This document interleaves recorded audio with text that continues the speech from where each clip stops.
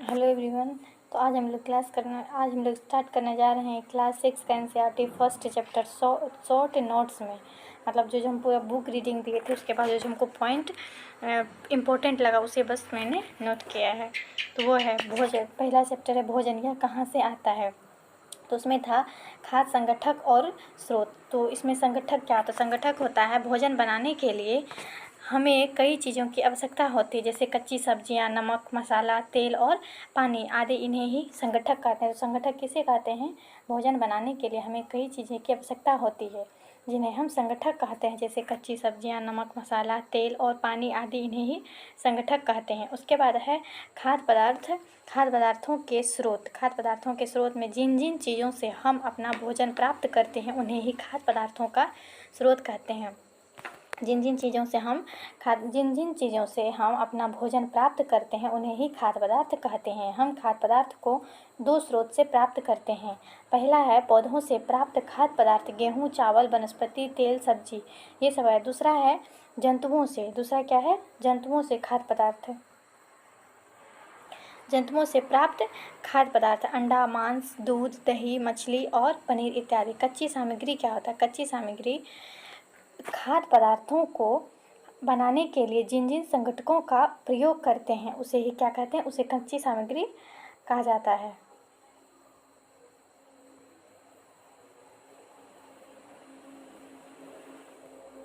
कच्ची जैसे कि नमक, दाल, सब्जी, मसाला, ये सब। उसके बाद पौधों के खाने योग्य भाग। पौधों के खाने योग्य भाग। कुछ पौधों के दो या दो से अधिक भागों को खाया जाता है, इन्हें ही खाने योग्य भाग कहा जाता है, जैसे जड़, तना तथा फल, पत्ता, ये सब इत्यादि। पौधों के भाग। पहला है आलू का तना खाया जाता है। आलू का हम लोग तना खाते हैं। दूसरा है मूली का जड़ और पत्ता दोनों खाया जाता है, ठीक। तीसरा है लौकी का फल खाया जाता है। चौथा है पालक का पत्ता खाया जाता है। फिर अंकुरन क्या होता है? बीज से शिशु पौधों का उगना अंकुरन कहलाता है, जैसे मूंग का अंकुरन, चने का अंकुरन, ये सब। अंकुर क्या होता है? अंकुरित बीजों से एक सफ़ेद रंग के धागे जैसे संरचना निकलती जिसे अंकुर कहते हैं। अंकुरित बीजों से एक सफ़ेद रंग की धागे जैसी संरचना निकलती है जिसे ही अंकुर कहते हैं। उसके मकरंद क्या होता है? नेक्टर। मकरंद मधुमक्खियों द्वारा इकट्ठा की गई फूलों के मीठे रस को मकरंद कहते हैं, जो बाद में शहद बन जाता है। खाद्य पदार्थों के ग्रहण करने के आधार पर जंतुओं के प्रकार। खाद्य पदार्थों के ग्रहण करने के आधार पर जंतुओं के प्रकार। पहले शाकाहारी, मांसाहारी, सर्वाहारी। शाकाहारी क्या होता है? वे जंतु जो केवल पादप उत्पाद खाते हैं वे शाकाहारी कहलाते हैं, जैसे गाय, हिरन, भैंस और खरगोश आदि, ये सब। और मांसाहारी वे जंतु या जंतु उत्पाद को ही खाते हैं, जैसे शेर हो गया, बाघ हो गया, ये सब मांसाहारी है। सर्वाहारी वे जंतु जो पादप और जंतु दोनों को खाते हैं, जैसे मनुष्य, कौवा इत्यादि। राज्यों के कुछ सामान्य भोजन, ये सब लोग समझ गए।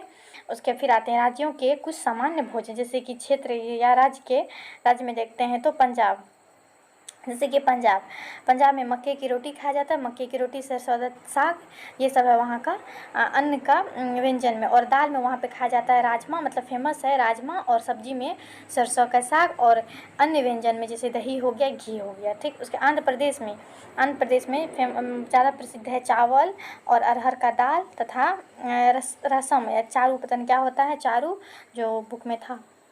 उसके बाद कुंदरू। फिर यहाँ पे अन्य व्यंजन में खाया जाता है मट्ठा, घी, अचार।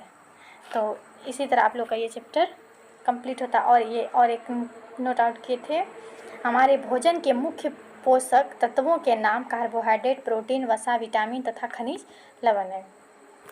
ठीक, इसके साथ ये चैप्टर कंप्लीट होता है। प्लीज़ आप लोग मेरे चैनल को लाइक, सब्सक्राइब और शेयर कीजिएगा। जैसे भी हुआ गलती हुआ आज जो भी है प्लीज़ माफ़ कीजिएगा। Thank you so much.